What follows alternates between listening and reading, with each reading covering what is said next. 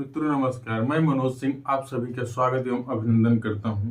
जैसा कि हम लोग जान रहे हैं, इस समय प्रयागराज में प्रयागराज महाकुंभ बहुत बेजोड़ चल रहा है। हमारा स्टूडियो भी भर चुका है, इसलिए थोड़ी बाधाएं आ रही। आइए हम लोग इसके पहले स्वर पढ़ चुके हैं, व्यंजन पढ़ चुके हैं। व्यंजन में कुछ प्रश्न अभी बचे हैं, वही हमको बताना है आपको। जैसे एक प्रश्न देखिए, ऐसे बनता है, कौन वर्तस ध्वनि है? वर्तस ध्वनियां वह होती हैं जो एक जा है, ना है, रा है, ला है और सा है। वर्तस ध्वनि जैसे याद करने के लिए हम याद कर सकते हैं, जैसे अभी कर दें सा रा ल, जा न सा रा ल, ऐसे कर देंगे तो याद हो जाएगा। जैसे जा और ना, जैसे जनरल होता है, जनरल कर दें और सा कर दें तो जनरल या सा कर देंगे तो वर्तस ध्वनि वहां से हो जाएगी, हमारा यहाँ सही हो जाएगा।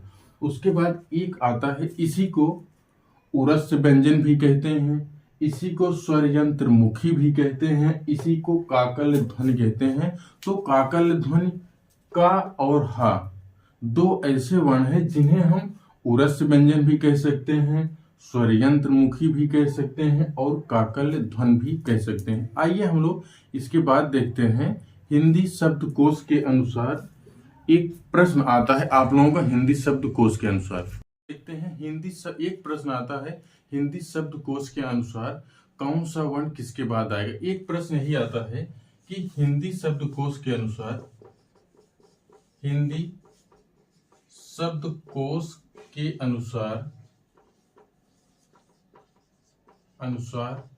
का के बाद कौन सा वर्ण आएगा, कौन सा वर्ण आएगा। तो ये हम देखते हैं। इसमें देखिए, अभी हम जैसे संयुक्ताक्षर देखते हैं, का के बाद जैसे ये हो गया, छत्री हो गया, त्रा हो गया और उसके बाद ज्ञ हो गया और स्रा हो गया। ये देखिए, अब ये शब्द किन से मिलकर बने हैं? ये आधा का और मूर्धन्य सा से मिलकर बना है, ये ता और रा से मिलकर बना है, ये जा और इया से मिलकर बना है और ये सा और रा से मिलकर बना है। इसको हम लोग देखते हैं अभी।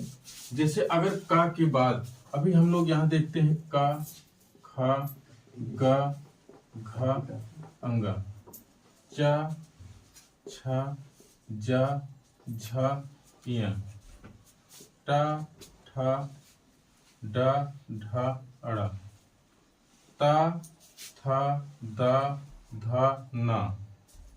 उसके बाद पा, फा, बा, भा, मा। अब हम लोग देखते हैं, जैसे शब्दकोश के अनुसार करना होगा तो यहाँ छत्री वाला छा, यहाँ संयुक्ताक्षर यहाँ आ जाएगा।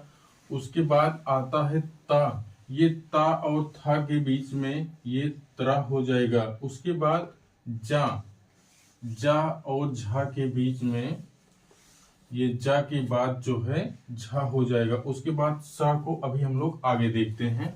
जैसे हमने देखा शब्दकोश के अनुसार का के बाद कौन सा वर्ण आएगा, तो का के बाद संयुक्ताक्षर छा आएगा। अभी यही अगर हम कह दें त्रा, ता के बाद कौन सा आएगा, तो त्रा आएगा, बाद में था आएगा। आइए अभी हम लोग आगे और देखते हैं। चला हाँ, आइए हम लोग देखते हैं, सा के बाद ये सरा जो है, सरा को अगर हम लोग देखेंगे तो ये सा के बाद यहाँ आ जाएगा। ये शब्दकोश के अनुसार है। हाँ, एक प्रश्न बनता है, हिंदी शब्दकोश के अनुसार अंतिम वर्ण कौन होगा, तो अंतिम वर्ण हा हो जाएगा। अगर वर्णमाला के अनुसार पूछेंगे अंतिम वर्ण कौन सा होगा, तो कौन सा हो जाएगा, छत्रंज्ञ हो जाएगा ना। वर्णमाला के अनुसार ज्ञ हो जाएगा, हिंदी शब्दकोश के अनुसार अंतिम वर्ण हा हो जाएगा। आइए हम लोग आगे देखते हैं। मित्रों, हम लोग देखते हैं व्यंजन के प्रयत्न के आधार पर कितने प्रकार के होते हैं। तो व्यंजन प्रयत्न के आधार पर दो प्रकार से होता है, एक आभ्यंतर होता है, दूसरा बाह्य होता है। तो आभ्यंतर के 5 प्रकार होते हैं सर्वमान्य। अगर यही प्रश्न पूछा जाए कामता प्रसाद गुरु के अनुसार तो 4, क्योंकि प्रामाणिकता कामता प्रसाद गुरु जी में है, इसीलिए हमको आभ्यंतर को 4 ही मानना है, 5 नहीं मानना है।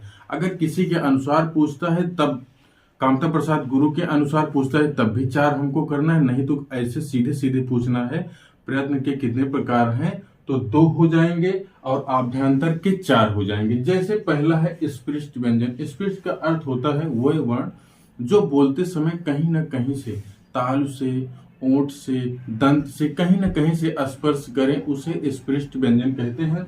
का से माँ तक जितने हैं वो सब स्पर्श या स्पृष्ट व्यंजन है। दूसरे नंबर पर आ जाता है स्पृष्ट, ईसत स्पृष्ट। ईसत स्पृष्ट में या हो जाता है, रा हो जाता है, ला और वा, ईसत स्पृष्ट में। फिर उसके बाद आता है ईसत विवृत। ईसत विवृत में चारों ऊष्म हो जाते हैं। उसके बाद फिर आता है विवृत। विवृत में सभी स्वर आ जाते हैं। और उसके बाद अंतिम 5वां है संवृत।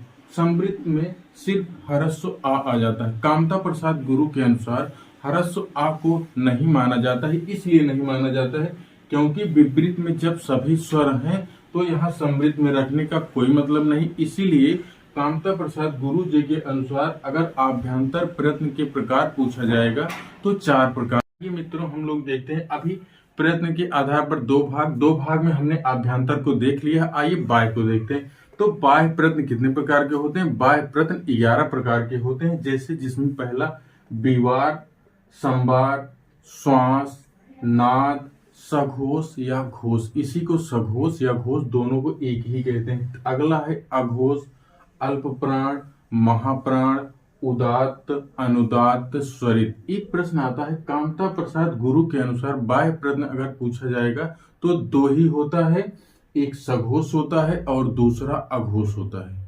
अब हम लोगों ने जैसे अभी स्वर पढ़ लिए हैं, व्यंजन पढ़ लिए हैं, अयोग वाह पढ़ लिए, वर्णमाला से अभी हमको लगता है सब पूरा हो गया है।